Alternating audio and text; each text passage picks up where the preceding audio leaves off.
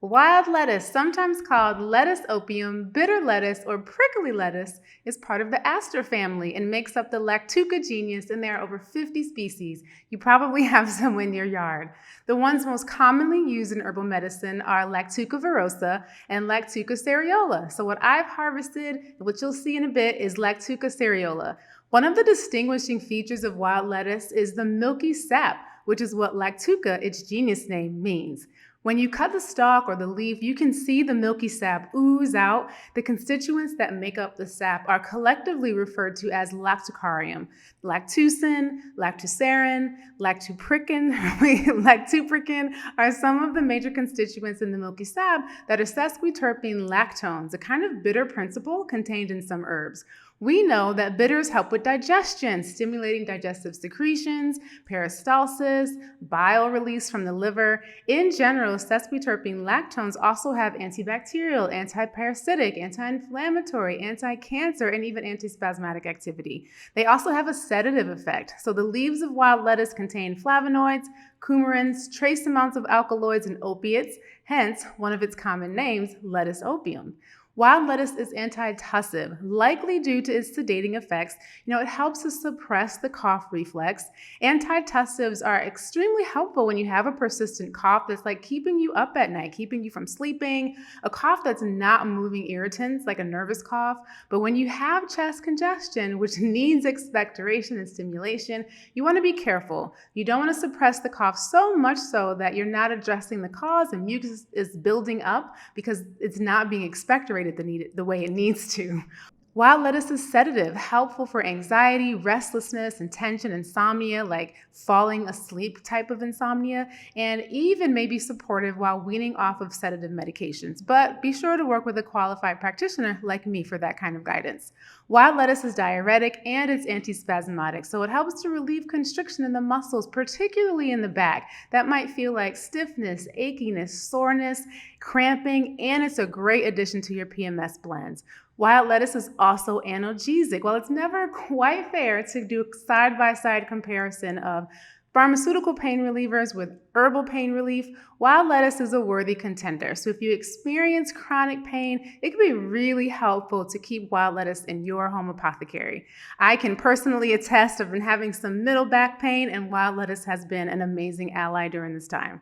Contraindications include avoid during pregnancy. It should not be taken for long periods of time as toxicity can build up and result in nausea, dizziness, vomiting, sweating, drying out your mucous membranes. So alternate use, 2 to 3 weeks on, 2 to 3 weeks off. Include it in herbal formulas as opposed to always taking it by itself. That may help to mitigate some of the side effects too. Now let's get to making our wild lettuce medicine in the upcoming videos. So you're going to see how I harvested and prepared the wild lettuce. I'm going to walk you through the steps. No lie, it was a multi-day process. It was a labor-intensive process, but knowing how powerful this medicine is, it's so worth it to go through these steps to make the medicine. Now let's get to it. This is a variety of wild lettuce. And as it starts, look. Before it flowers, like as it starts, this is a perfect time to harvest it. So that's what we're gonna do. That's what we're gonna do. Okay, here we go. And you can harvest the whole shebang and booty. Do I have...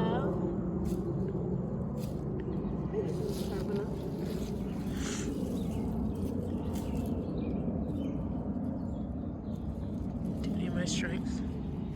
Oh, there we go. Boom.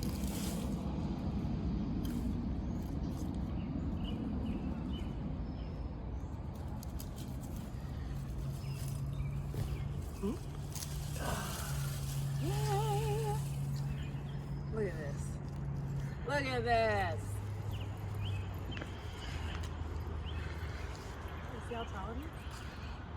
This is gonna be awesome. Carry it back a minute. Cut it.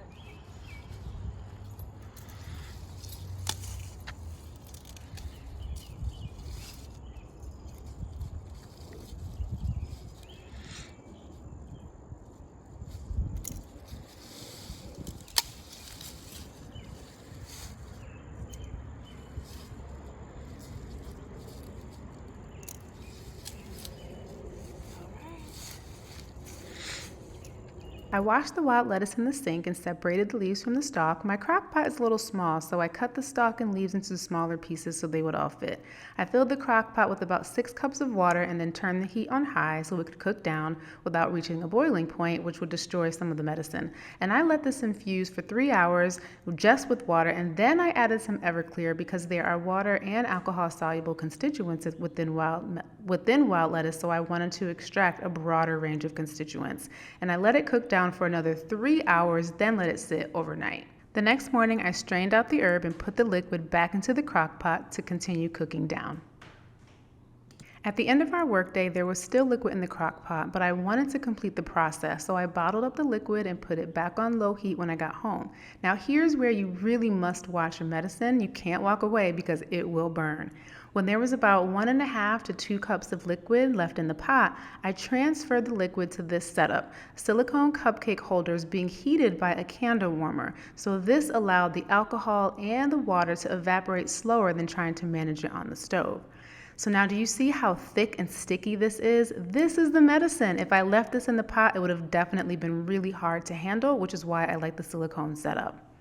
You could also do this in your dehydrator with a fruit leather tray. Here I'm re-adding alcohol. Why did I do all of that work only to remix it with alcohol? Here's why. When you have the concentrated medicine, you can weigh it, then determine your dilution ratio and create a weight to volume tincture that's indefinitely preserved. So this wild lettuce extraction yielded 25 grams. I created a 1-to-4 tincture with 50% alcohol. So that's 25 grams of concentrate to 100 milliliters of liquid. And there you have your wild lettuce medicine. Don't forget to label it.